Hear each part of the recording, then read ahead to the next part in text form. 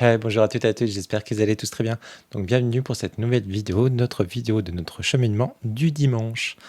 Euh, je le rappelle pour les personnes qui découvrent cette vidéo, chaque semaine, donc chaque dimanche depuis le mois de janvier 2025, nous tirons des cartes, une carte de chaque tarot, enfin d'un tarot une fois par semaine, différent, des tarots de Étienne Grobler. Donc une semaine celui-ci, une semaine sur la Madone Noire et cette semaine sur Marie-Madeleine.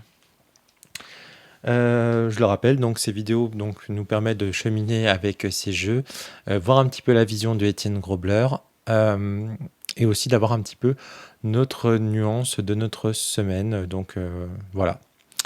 La semaine dernière, nous avions tiré du coup, hop, donc celle-ci, donc avec les poules. Donc elle était très très colorée et tout.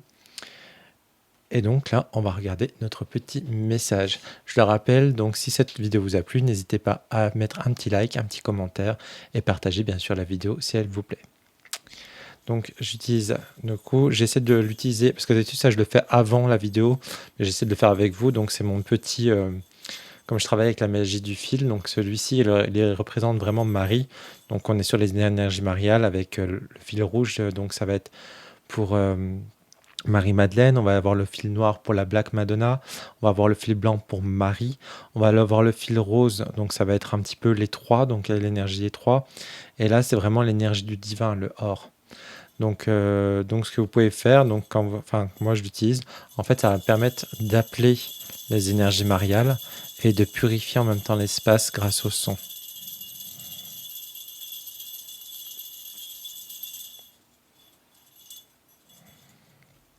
Et on va aller voir notre message.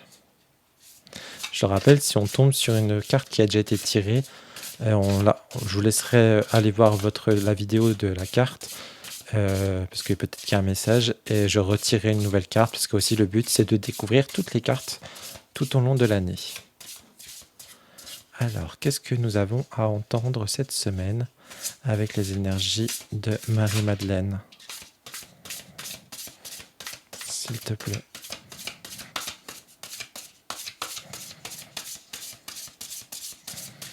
Vous savez quoi, je vais prendre celle-ci, je la regarde, elle sortait tout doucement du paquet. Alors. Oh, regardez-moi comme elle est belle cette carte. De toute façon, elles sont toutes belles, hein. Donc on a le 9 de mire. Donc là on a un ange, on dirait, parce qu'il y a des ailes, une aile dorée et une aile noire. Donc peut-être la lumière et les ténèbres, hein. On a quand même la lumière avec cette bougie donc, qui éclaire. Elle regarde au-dessus, donc peut-être vers le divin. Donc eh ben, on va aller voir tout ça. Hop, je vais zoomer pour que vous puissiez bien profiter de l'illustration pendant que je vous lis la petite histoire, enfin le petit récit. Donc les traductions sont de Régine, de la chaîne énergie.e, que je vous invite à aller vous abonner, à aller voir un petit peu ce qu'il y a sur sa chaîne. Elle a de magnifiques choses, Régine. Elle raconte des histoires, elle lit des histoires, c'est trop trop bien. Alors, donc installez-vous confortablement. Ah, d'accord, je comprends mieux. Donc c'est le porteur de lumière en fait. Enfin, c'est Vénus Lucifera. Pour moi, c'est le porteur de lumière ou l'étoile du matin. Donc là, c'est l'étoile du matin, justement. Allez, installez-vous et c'est parti. Lucifer Vénus n'a rien à voir avec les ténèbres et tout avec la lumière.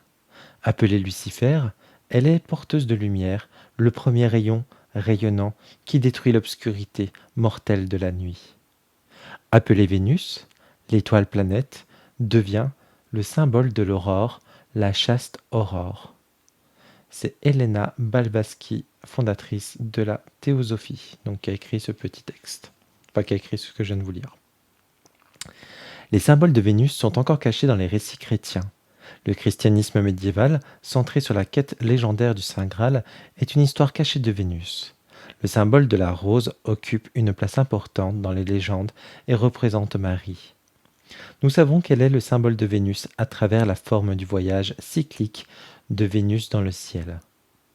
L'emplacement de la rosace sur le côté ouest des grandes cathédrales indique l'étoile du soir, aspect de Vénus associé à l'amour. Lucifer était une personnification de l'étoile du matin, de la planète de Vénus et de la déesse. Lucifer était autrefois une femme divine, une représentation divine de la chaleur, de l'amour, de la lumière rayonnante. De nombreuses déesses antiques étaient connues sous le nom de Lucifera, la porteuse du flambeau, et ce titre également a été donné à Marie-Madeleine. Le christianisme s'est approprié le nom de Lucifer et l'a donné à l'archange banni. Vénus, étoile du matin, est également connue sous le nom de Phosphorus ou Lucifer. À travers diverses époques de la culture gréco-romaine et de l'histoire de l'astronomie et de l'astronomie et de l'astrologie, ce titre a fait référence à la planète Vénus, son dieu masculin ainsi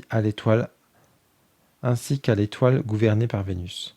Lucifer et Phosphoros viennent tous deux du latin et de l'anglais ancien et signifient porteur de lumière. C'est aussi le nom original qui a été changé par le christianisme pour représenter le diable. Mais son histoire est bien plus ancienne.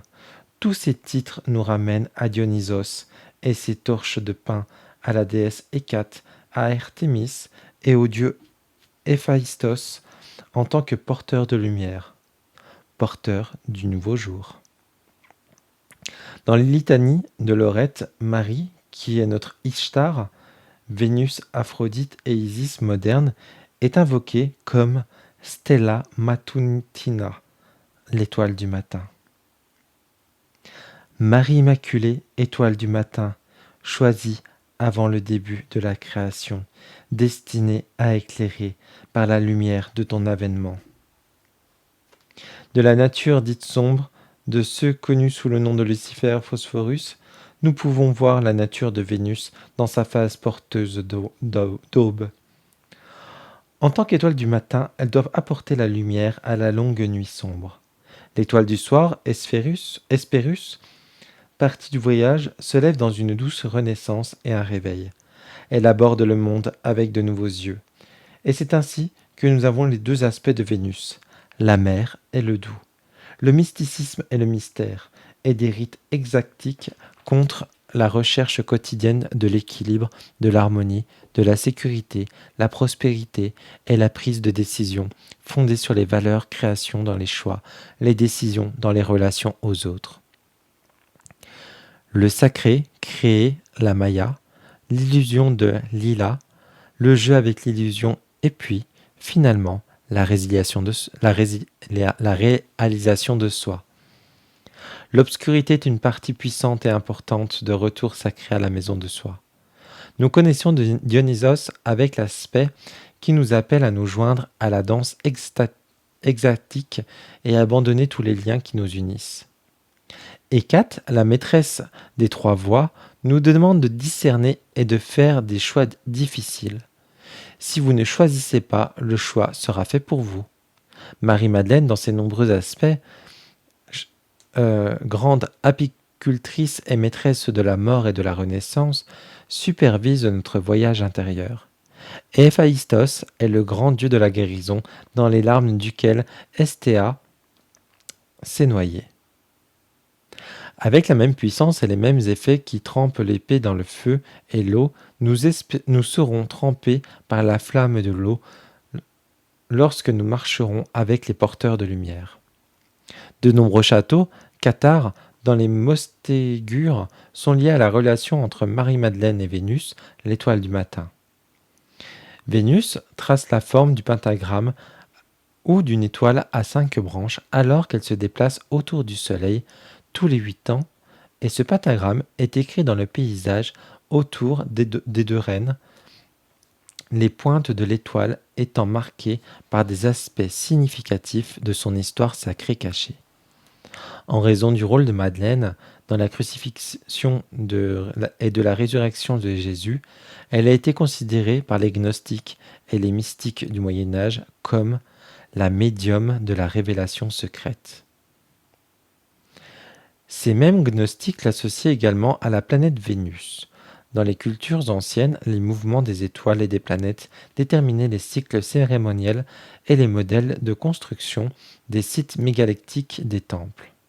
Lucifer et Osphore, la planète ne fait plus qu'un avec les latins de Vénus, Aphrodite, Anodiomène, la déesse née de l'écume, la mère divine, et avec l'Astaré Fiémène ou la juive Astaroth. On les appelait tous étoiles du matin et les vierges de la mer ou Mar, d'où Marie, la grande abîme. Des titres que l'Église romaine donne aujourd'hui à la Vierge Marie. Elles étaient toutes liées à la Lune et au croissant, au dragon et à la planète Vénus, comme la mère du Christ a été reliée à tous ses attributs. Si les marins phéniciens portaient, fixés sur la proue de leur navire, l'image de la déesse Astaré, ou Aphrodite, Vénus, Eryxina, et considéraient l'étoile du soir et l'étoile du matin comme leur étoile directrice, l'œil de leur déesse mère. Les marins catholiques romains font de même jusqu'à ce jour. Ils fixent une Madone sur la proue de leur navire et de la bienheureuse Vierge Marie est appelée la Vierge de la mer. Patronne reconnue des marins chrétiens, leur étoile Stella de Mare. Elle se tient sur le croissant de lune, comme les anciennes déesses païennes, et elle est la reine du ciel, l'étoile du matin, tout comme elle était. Donc voilà cette magnifique histoire, je trouve, que je ne connaissais pas du tout, et comme à chaque fois, on est vraiment sur quelque chose de très bien. Là, on nous parle vraiment de récupération, récupérer les énergies. On nous parle aussi de faire une pause peut-être, et de faire un bilan. Et ça, ce qui est bien, c'est qu'on arrive tout doucement, on entre là en ce moment dans la période un petit peu sombre, même si on est encore en été, mais à partir de demain, on est au mois de septembre.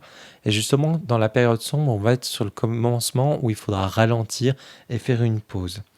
Et on a aussi ce système un petit peu de cycle aussi avec ce que nous raconte ce conte, enfin cette histoire. Donc là, c'est vraiment récupération. Donc il faut vraiment qu'on récupère de l'énergie, qu'on fasse une pause, un bilan, et qu'on aille tranquillement et qu'on laisse faire tout doucement les cycles. Et pour ceux et celles qui célèbrent les cycles, je vous invite du coup à célébrer ces cycles-là. Donc voilà pour ce 9 de Mire, qui moi je trouve être une très très belle histoire, et comme quoi vous voyez on apprend plein de choses, parce que pareil par rapport à Lucifer, les choses comme ça, je ne savais pas que il y avait une connotation par rapport à ça, et que c'était à la base une femme, et pas et c'est le christianisme qui l'a remis sur l'ange déchu. Donc voilà, et bien écoutez, je vous souhaite à toutes et à tous une très belle fin de journée, et une très très belle semaine. Moi je reprends le boulot demain, et je vous dis à la semaine prochaine. Allez, bisous, ciao ciao.